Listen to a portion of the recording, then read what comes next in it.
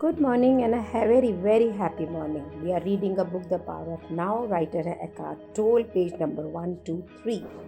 And we are having a conversation regarding relationships. So title है Love, Hate, Relationships. So what writer has to say कि जब तक आप unless and until you access the consciousness frequency of presence, जब तक कि आपके पास में now presence की फ्रीक्वेंसी, चेतनता की फ्रीक्वेंसी जो है वो नहीं बढ़ती है, तब तक जितने भी रिलेशनशिप्स हैं ना हमारे, वो सारे डीपली फ्लॉड हैं, कुछ गचर पचर चलते हैं और अल्टीमेटली डायसफंक्शनल हो जाते हैं और उसका जैसा वो चलना चाहिए वैसा नहीं चलते हैं।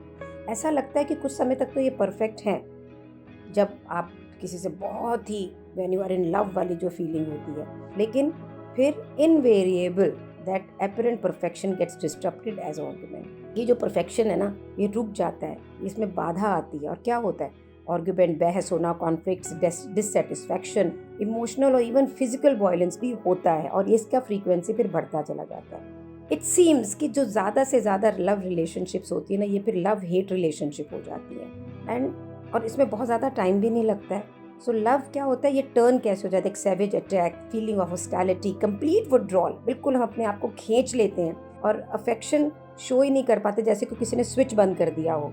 और इसको बिल्कुल लोग समझते हैं ये बिल्कुल नॉर्मल है।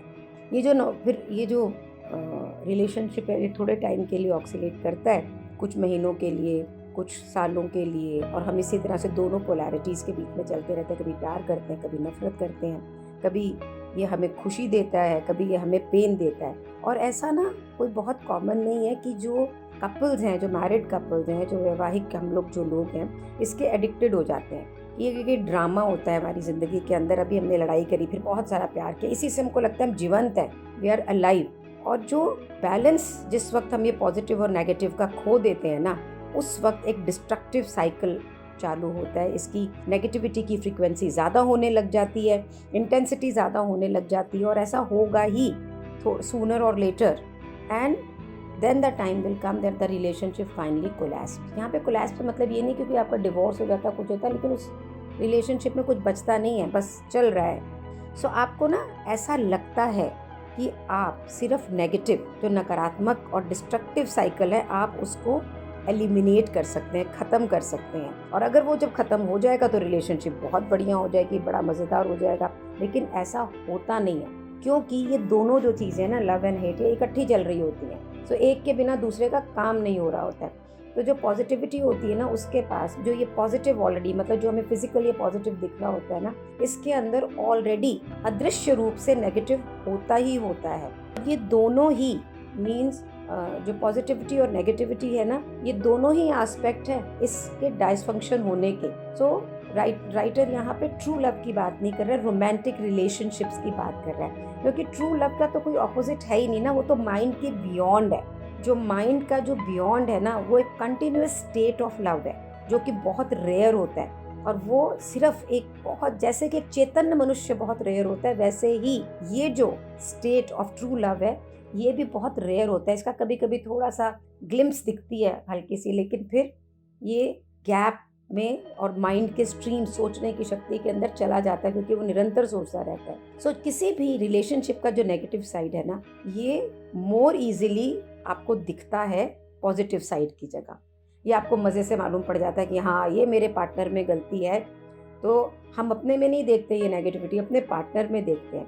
और ये बहुत ढंग से मैनिफेस्ट करता है, मीन्स हमें दिखता है possessiveness, jealousy, control, withdrawal, resentment, जिसको हम बोलते नहीं है, इतनी गरज, इतने अंदर से चीज़ें दबा के रखी हुई है, नीड टू बी राइट, मैं ही ठीक हूँ, इनसेंसिटिविटी, कि ये मेरे प्रति सेंसिटिव नहीं है, क्या आप हैं, सेल्फ एब्जॉर्प्शन, अपने बारे में सिर्फ सोचना, इमोशनल डिमांड, मेरी डिमांड ये है कि ये ऐसे करे, manipulation, urge to argue, criticise करना, जज, blame, attack, anger, unconscious revenge for past pain, कि तुमने मेरे ऐसे किया तो मैं अब तुमको ऐसे करूँगी, तुमने, यू आर माई पेरेंट, आपने मुझे थप्पड़ मारी थी, अब मैं ऐसे करूँगा। और रीच है, फिजिकल वायलेंस है। और पॉजिटिव साइड में क्या होता है, when you are in love with your partner, एक बड़ी डीपली सेटिस्फाइंग संतुष्टि वाली स्टेट होती है, जब आप इंटेंसली बिल्कुल जीवंत होते हैं, इसकी एग्जिस्टेंस में ना आप एकदम से अचानक से मीनिंगफुल हो जाते हैं कि ओ किसी को मेरी ज़रूरत है, और ये आपको बड़ा स्पेशल फील कराता है और आप भी उसको ऐसे ही स्पेशल फील कराते हैं। जब आप इकट्ठे होते हैं तो आपको लगता है कि हाँ हम बिल्कुल कंप्लीट हैं, और ये फीलिंग इतनी इंटेंस हो सकती है कि सारी दुनिया इसके सामने फेड हो जाए। लेकिन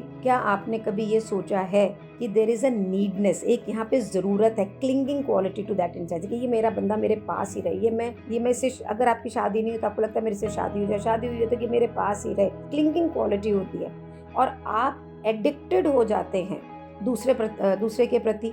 और ये जो दूसरा व्यक्ति है जिससे आपको ये रोमांस, ये आपको लगता है कि आप प्यार कर रहे हैं, ये आपको ड्रग की तरह काम करता है, जैसे कोकीन की तरह आपके ऊपर काम करता है। जिस समय ये ड्रग आपको अवेलेबल है, जिस वक्त ये व्यक्ति आपके पास है, यू आर हाई, और इवन ये पॉसिबिलिटी कि ये बंदा मेरी ज़िंदगी में नहीं होगा, ये या किसी और के पास जा रहा है या किसी और से प्यार कर सकता है, इससे आपको क्या होता है, जेलसी, पोजेसिवनेस, आप मैनिपुलेट करते हैं, आप इमोशनल ब्लैकमेल करते हैं, ब्लेमिंग करते हैं, एक्यूजिंग करते हैं। क्यों करते हैं? Because there is a fear of loss for that person whom you love.